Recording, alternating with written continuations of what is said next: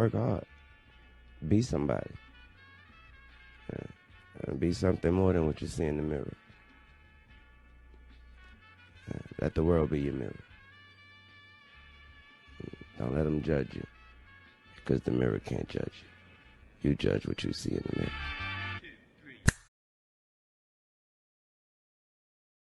What's up, YouTube? It's Tyler Knight. You're tuning into Ty's Life. I'm about to be reacting to JxmyHighroller. It's called NBA players are scoring more points than ever, and the reason why is right in front of our eyes. So yeah, so I'm about to get into this video. Like, comment, subscribe, share. I'm trying to get to 1K subscribers ASAP. So yeah, stay tuned about that. A lot of videos. Yeah, a lot of stuff coming up. So stay tuned. Hit the notification button beside the subscriber button. Yeah, notification button. So yeah, about to get into this.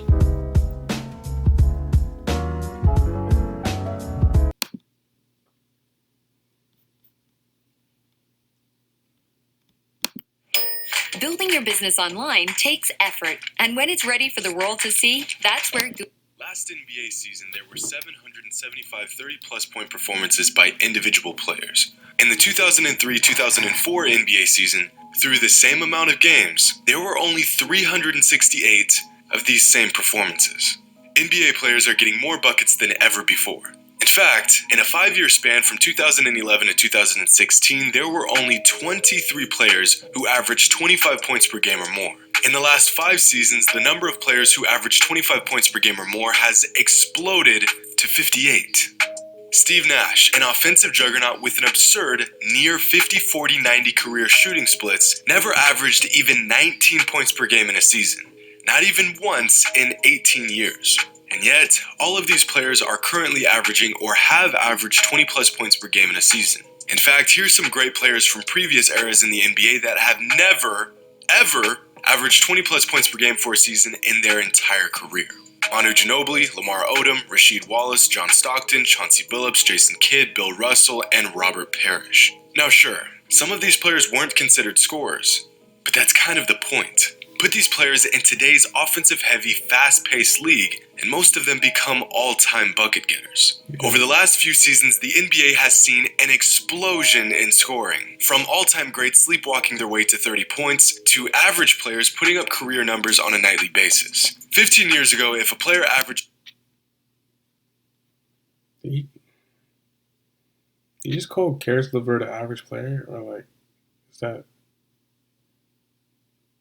I mean, maybe just put his picture there. I don't know. But like, if that's what he's saying, then come on now. You know Karis LeVert's not an average player. Come on. You know basketball. But I don't think that's what he's saying. I think there's players in NBA that probably you consider them average. Like, I wouldn't consider Terrence Ross average, but he ended up putting up 50 points in a game. He's not an all-star. He's not like the one of the best shooting guards in the NBA. He's just a decent shooting guard. He's not. I wouldn't call him average. I think he's above average, to be honest. But yeah, but I can see what he's saying. But putting Karis LeVert's picture there. An explosion in scoring, from all-time greats sleepwalking their way to 30 points, to average players putting up career numbers on an... Oh, okay. So it was an article. My bad. It was an article on people getting 50-point games. Like, why is it happening so often? So yeah, that makes sense because there's a lot of people like Fred VanVleet got 50 this year. But Fred VanVleet is a bucket. He's a bucket for sure. But I feel like it's a lot easier to get 50 now than like back in the day. So. Yeah, for sure. Yeah, he definitely has a point. This article is also like probably took a bunch of like 50-point games in the past year or two, and it's probably like the highest there's ever been. So yeah, is what it is. I've seen a lot of 50-point games recently from like not even players that are all stars, so it makes sense. a nightly basis. 15 years ago, if a player averaged 20 points per game, he was virtually a lock as an all-star and one of the league's most elite scorers. Yeah, exactly. But now, Bradley Beal from last year averaged 30 points, didn't make the All-Star game. I think it was Devin Booker last year, if I'm not mistaken. He averaged 30 points, and he didn't make the All-Star game, but he ended up replacing Damian Lillard. So, yeah, it's a big difference because back then, like when Steve Nash was playing and when Steve Nash was in his prime, if you have players averaging over 20, they're making the All-Star game. If you have players averaging over 30, they're definitely making the All-Star game. They're making the starting lineup. So, yeah, so you could make a point that it's maybe a lot easier to score 30 because it's like more high volume shooting now. People are taking more shots. So, yeah. 20 points a night has basically become the expectation for any solid player. Yeah. Why is this? Of course, there's some obvious variables that stand out immediately. Lack of defensive effort, faster pace, more threes, but something else is going on here, and no one is really talking about it. In 2011, Kevin Durant led the entire NBA in scoring with 27.7 points per game. That season, Durant piled up 29 games with 30-plus points, the most of any player that year.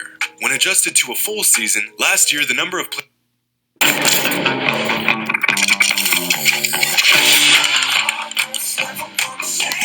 players who had at least 29 30-plus point games was 7. 7 players had more 30-point games last season than a prime KD had in 2011. It's only been a decade since then, and yet players have gotten better, more skilled, more versatile on offense, and getting a bucket has never been so easy. But how and why? Well, last week on the Ringer's NBA Show podcast, former NBA player Raja Bell gave great insight as to why we're seeing this offensive outbreak and how exactly this is all happening. Do you think that NBA defenses have caught up with the tactical revolution of their offenses? Or are we kind of like in a college football spread offense and like there's only so much a defense can do to stop what's happening here? Yeah, that's exactly where we are. Offense is way ahead of defense. It's just way ahead of it. Like there's nothing. You asked me questions why I'm on today. Like what are you gonna do with Brooklyn? There's no answer for that. That is like when so guys true. are that gifted with the ball and they're not going to put you in predictable actions that you can game plan for, and you're just saying, hey man, you got to be good at. That's so true. That is so true. The offense is way ahead of the defense, 100%. Because when I look at teams, like he was saying, when I look at teams like the Nets, so my team is Toronto Raptors because I'm from Toronto. So when I look at the matchup, Toronto and Brooklyn, Toronto is known for their defense, but like Toronto's one of the best defensive teams in the NBA. But when you match them up against the Nets, it's like, what could you really do? With 3 of those guys, what could you really do? The Nets defense, like their defense is not good, but it's still hard to beat them because their offense is so ahead of everybody's defense. So that makes sense. Like the top teams in the NBA, their offense like is so ahead of everybody else's defense. So they're either going to play the best defensive teams in the league, and they're still going to beat them because what could you do? Their offense is that good. It's like it's good defense but better offense most of the time. So yeah, enough to guard that guy. Well, and the rules are what they are, where you're not going to be able to really get up and touch a guy. And, we used to be able to, I don't mean to sound like an old curmudgeon, I'm not complaining about it, but it gave you an opportunity to kind of be physical with a guy at times. Yeah. That's stripped away too. So yeah, offense is going to be almost impossible to guard if it's just the best players on the ball in space. As much as we want to blame defensive efforts or the NBA becoming soft or players chucking up threes, Raja is right. Yes, generally speaking, defense has gotten worse over the last decade, but a much more drastic change revolves around the skill set of NBA players, what is valued on the court, and the worst nightmare for some NBA fans, analytics. The average NBA player is far, far more offensively skilled now than they were 20 or even 10 years ago. 15 years ago, there were only a handful of big men in the NBA who could shoot the ball well enough to not look like they were throwing a brick through a window. But now most big guys can shoot the ball well enough to be a threat from outside 15 for feet. Sure, for sure. Well, almost every big guy. Stop the cap.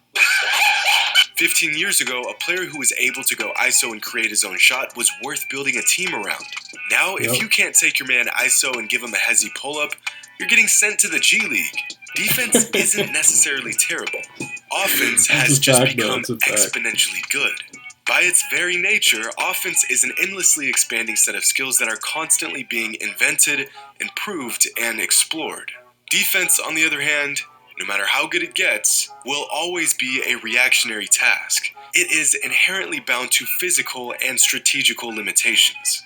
You can try to stick Kyrie all you want, but eventually you're gonna bite. And when you do, he's gonna make you pay. You can get physical with KD and put a hand up when he shoots. That man's still shooting over you every single... You are not stopping him. You are not stopping him. He is 7 foot. He's 7 foot. And he's rising over you and he's shooting. That's the thing, like, when you have a guy like that, that can just rise over you every time and shoot it in your face. Every single time coming up the court. And he can shoot the lights out. And then you have a Kyrie that can just, like, take you off the dribble. And, like, you don't know what he's going to give you. Like, he just has a counter for every... he has a counter for every way you play defense on him. Like, he just... If you play up on him, he just blows past you, gives you that hezzy. He'll give you 10 different crossovers and give you a step back. If you didn't bite for that, he would give you a hezzy, go to basket, like all of that. Then you have James Harden that just can... His step backs are annoying. It's just like, he'll get them off. Like, and he just, if you're in his face, he'll still hit it. Like, he'll get to the basket. Like, his hezzy's great too. Like, 3 of those guys can just score, and no one is stopping them. You can contain them, I guess. But, like, even with Kevin Durant, I don't even know if you can contain him. But those guys, like, even if they don't have, like, a high scoring game, like, their low scoring game would be, like, 20, but guys like James Harden will have a triple-double still. Like, it's just impossible. Like, to just, like, to stop 3 of those guys. Like, at least 2 of those guys are having like a phenomenal game. But then again, like, from what I've seen, all 3 of them always have a good game. So, but with Kevin Durant, he's rising up and just cash over your head. He's 7 foot doing Hezo pull-ups all game. Single time. As the saying goes, great offense beats great defense. And these days, even marginally good offensive NBA players can break down great defenders. The days of non-bucket getting stars are in the past, and a new league that is strictly focused on putting the ball in the hoop with every other aspect of the game being an afterthought is now upon us. And this progression follows the normal path of any sport. With every new era, players learn from their predecessors. They take what works and throw out what doesn't, and slowly but surely, things just improve. But a universal jump in offensive production like this is completely unheard of. There's been plenty of innovators and game changers over the years, so why are we seeing this huge change in the game now? Well, not too long ago, this system we call the NBA came across an anomaly. A Neo in the NBA Matrix. A seemingly average man who would accelerate the inevitable evolution of hoops and usher in a new era of basketball. And that man Stephen Curry. is Joe Ingles. No. That anomaly is Steph Curry. Yeah. Now, I know this sounds absurd, but it's the cold hard truth we all must come to accept. If you want to build a better world, then be the fuel to change it. It takes strength to change things. Yop fuels change. Before the chef began his conquest of NBA dominance, the league was a game of chess, with each piece having a very particular set of strengths and weaknesses. Basketball was tactical. That's my spot. I know that's my spot. Now how can I get to it? That's my defensive assignment. I can't stop him by myself. When it's Curry, so how can we orchestrate the best and most efficient defense there's to any stop spot him? on the court. But after seeing a He's hitting 6'2" the laser shot. accurate sniper running around screens like a madman and breaking players down off the dribble just to hoist up 30-foot bombs while winning titles in the process, things changed very, very quickly. Seemingly overnight, the strategy around the league went from specific tasks all different and unique to specific players to how do I get better at threes and why didn't I think of this sooner? Just 10 years ago, solid offensive players were sentenced to creating shot opportunities in a set offense, painstakingly working the defense until they found their gaps, moving off the ball until an opportunity presented itself. Put some of these players in today's league and give them the fantastic news that they have the green light to pull up wherever and whenever, and you'd quickly see good players turn into stars. And this revolution in offensive play style inadvertently sparked the boom in positionless basketball. Because why limit your big man to going toward down low just to get a contested layup when you can just spend a couple summers teaching him how to shoot the outside shot and become a threat from deep as well as down low? Why limit your point guard to just distributing the ball when he's by far the best shooter on your team? The idea of positionless basketball has a lot more to do with this influx of scoring than we realize. Back in the late 90s and early 2000s, most players filled a specific role. Defensive stopper, spot-up shooter, pick-and-roll big, rim protector, playmaking wing, pass-first point guard. Most players in the NBA fit within some sort of mold and played within that mold for the majority of their career. It was what they were good at, and it's where they had the most value. But ever since this concept of positionless basketball has taken over in the NBA right around 2015, or when the Golden State Warriors proved this concept to be a winning form of basketball, most good players have taken leaps and bounds outside of their mold. A lot of players in today's NBA who could give you 20 and 7 using a variety of moves would have never given you the same stat line or productivity in previous eras because they would have been placed within their ideal mold. And the opposite could be said about good players in previous eras. For example, take players like Tony Parker, Steve Nash, Baron Davis, Ray Allen, Marcus Camby, Jermaine O'Neal. The list goes on and on. Great players that played very specific roles in the 2000s but would have been game-changing stat stuffers in today's league. For instance, take Tony Parker. During his prime, averaged 18, 6, and 3 on 51% shooting from the field on 14.5 shots and 31% from 3 on 0.9 threes per game. These are good numbers. Not great, but definitely above average. But what if we put a prime Tony Parker in today's NBA? Well, for starters, Parker is shooting way more than 0.9 threes per game. This man peaked just a decade ago, and look at how much the game has changed in that amount of time. Ain't no way he's shooting less than a single 3 a game on average today. In fact, Parker had 6 seasons where he shot over 35% from 3 and 2 seasons where he shot over 40%. Well, in the middle of his prime, Parker was 152nd league-wide on three-pointers attempted per game. So if we transplant him into 2021, 152nd in three-point attempts is 3.5 threes per game. Throughout Parker's prime, he was a top 5 scoring point guard in the league for 7 out of 8 seasons. When I think of Tony Parker, I think great player, not necessarily great scorer. But remember, the league was much different 10 years ago. So what does a top 5 scoring point guard look like in today's NBA? Well, Trae Young is averaging 26.6 points per game this season as the league's 4th highest scoring point guard. Last season, Russell Westbrook was the league's 4th highest scoring point guard with 27.2 points per game. And the year before that, it was Kemba Walker with 25.6 points per game. Out of these 4 guards, take a wild guess at who shoots the ball the best. Old boy Tony Parker. But remember, the pace in today's league is much faster than it was in Tony's prime. So if you take prime Tony Parker and put him in the modern NBA, the offense probably revolves around him as the primary ball handler. He's shooting far more threes, he's one of the most efficient scorers running the point, and instead of averaging 18, 6, and 3, he's averaging something like 25, 7, and 4 on 51, 31, 77 shooting splits. And instead of putting up slightly above average numbers for fans to retroactively judge his value off of, he's now putting up Kyrie Irving type numbers. Same player, different era. Simply put, great players are taking more shots, they have the ball in their hands more often, and they get to make far more executive decisions on the court than ever before. Tune into any NBA game and you can see this happen right in front of your eyes. Instead of having a designated point guard bring the ball up, teams are just giving the ball to the best player, regardless of their skill set, and allowing them to dictate the flow of the game. Why on earth is Giannis Antetokounmpo bringing the ball up the court? Why are point guards now shooting the ball more than shooting guards are? Why is Miles Turner, Serge Ibaka, and DeAndre Jordan all averaging less rebounds than guards like James Harden, DeJounte Murray, and Josh Hart? Because no longer do players just play within their mold. If your best player is a 7-footer with no outside shooting, oh well, let him bring the ball up and go to work. Best player on the court is a 7-foot sluggish bruiser, oh well. The man can pass the ball like a point guard, so feed him the ball, drop the offensive sets, and let the man work. Best player is a 6-foot, 170-pound point guard. Forget the mid-range, forget the off-ball stuff. He's excellent at running the pick and roll and letting it fly from 30 feet out. So run the pick and roll and let that thing fly. Now, it sounds naive to assume that good players from the past would adjust their game to the modern NBA, or that they would even want to.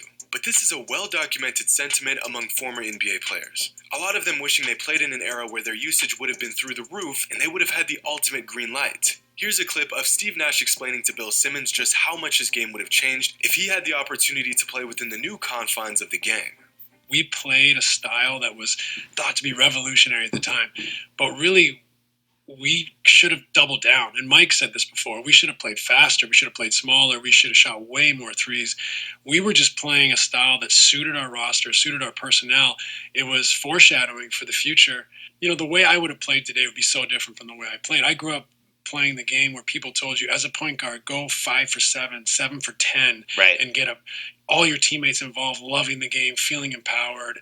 That's the way I approached the game. So I got more aggressive in the fourth quarter because I'm trying to win the game, but I didn't come out like guns blazing, try to, get 20 in the first half, because I didn't think that would do my team any favors. Now we know numerically it just makes way too much sense. And I think there's a balance to be set, but I think I was too conservative shooting the ball. Like, I should have walked into way more threes. I should have looked for more threes. Nash is just one of many players from the past that is confident that he would thrive in today's NBA. Shooters gonna shoot. And in today's league, even non-shooters gonna shoot. Because getting a bucket now reigns supreme over any other skill set in the game. Of course, this has always been the name of the game, but recently the gap between scoring the ball and, let's say, playmaking, defense, IQ, spacing, effort, size, and rebounding has only grown larger and larger. Check this out. Can you name the top 10 scorers in the NBA right now? I'm sure most of you can name at least 7 or 8, if not all 10. Now, can you name the top 10 rebounders in the league this season?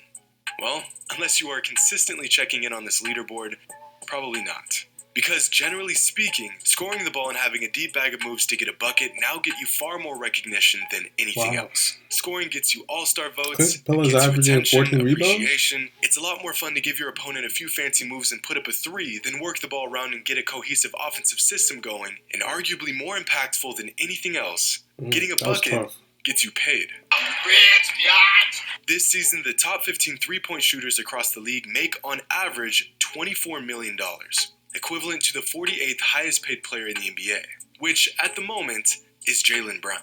In other words, on average, the top 15 best three-point shooters in the NBA are paid the same as a potential all-NBA talent, which is pretty crazy. For comparison, in the 2011-2012 season, just a decade ago, on average, the top 15 best three-point shooters in the NBA made $7 million, equivalent to just the 92nd highest paid player in the NBA that season, which, at the time, was Samuel Dalembert.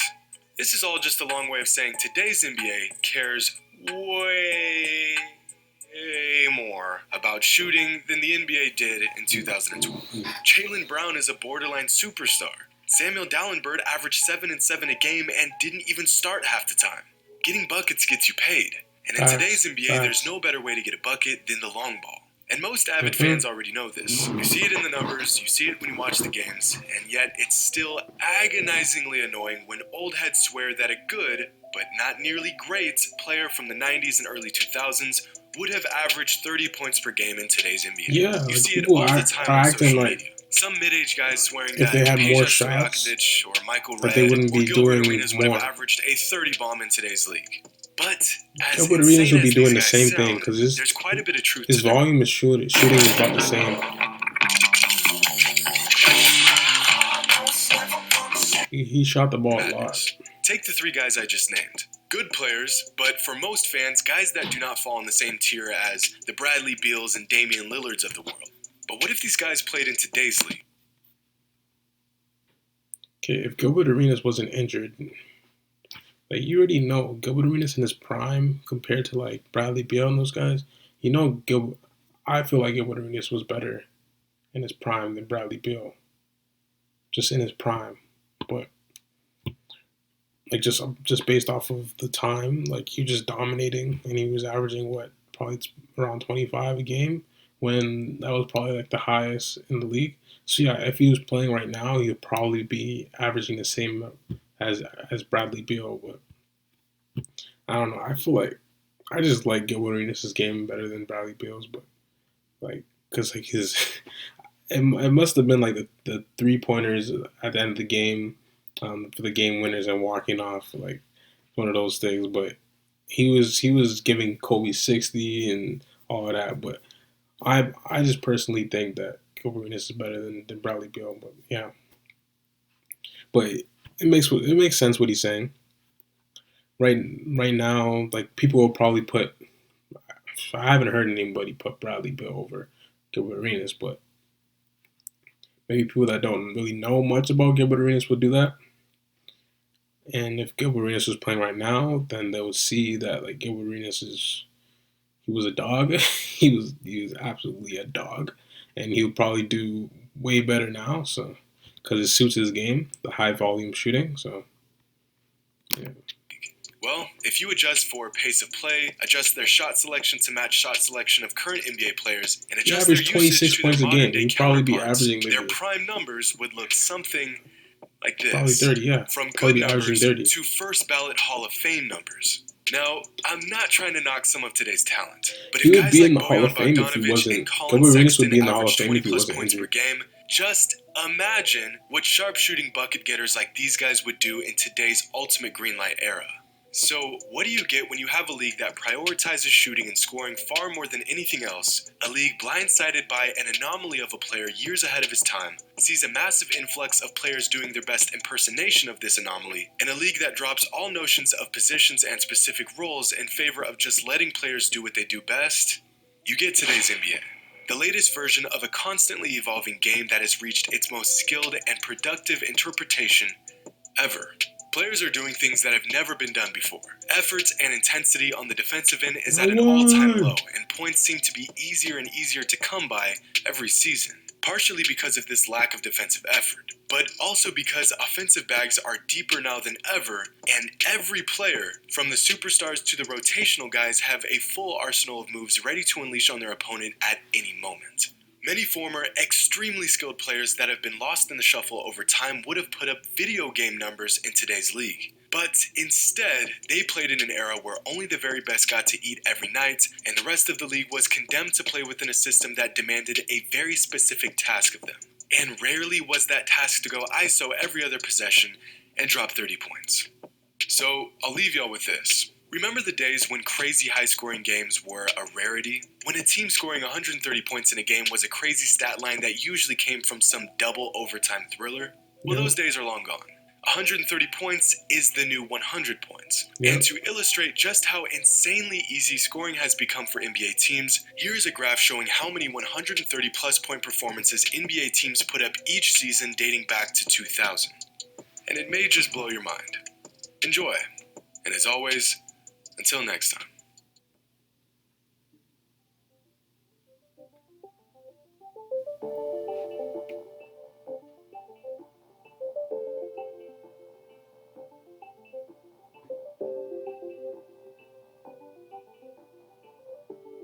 It's about to be crazy when it gets to 2021.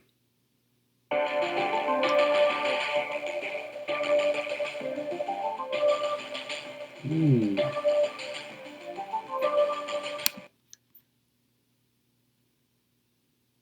Wow, that's crazy. That's 2021. That's crazy. 190.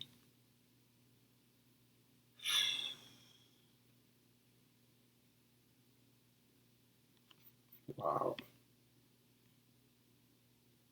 And the thing is, the 2021 season is not even finished yet. It's not even finished yet. It's at 190. All right, yo. The fact that he ended off the video like that, like that's the perfect way to end off the video. He proved his point with that, 100%. Look at that, 190, and the season's not even done yet. Yo, the volumes of scoring just increased. Like, it's crazy. Like, more possessions, just faster pace, all of that. And that's the result, 190. Wow. That's crazy.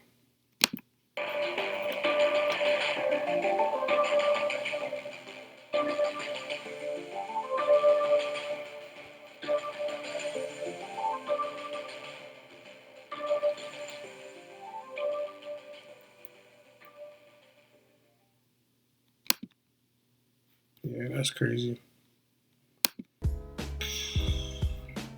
That's it for the video, man. Like, comment, subscribe, share. That video was I wasn't really surprised, but the ending surprised me for sure. Like, 2021, like, the season's not even done yet. It's not even done yet. And we're already at 190 games. Well, yeah, like, comment, subscribe, share. Yeah, I'm about to be posting some lit videos, so turn on your post notifications. Yeah, so I'm out. Like, comment, subscribe, and I'm out.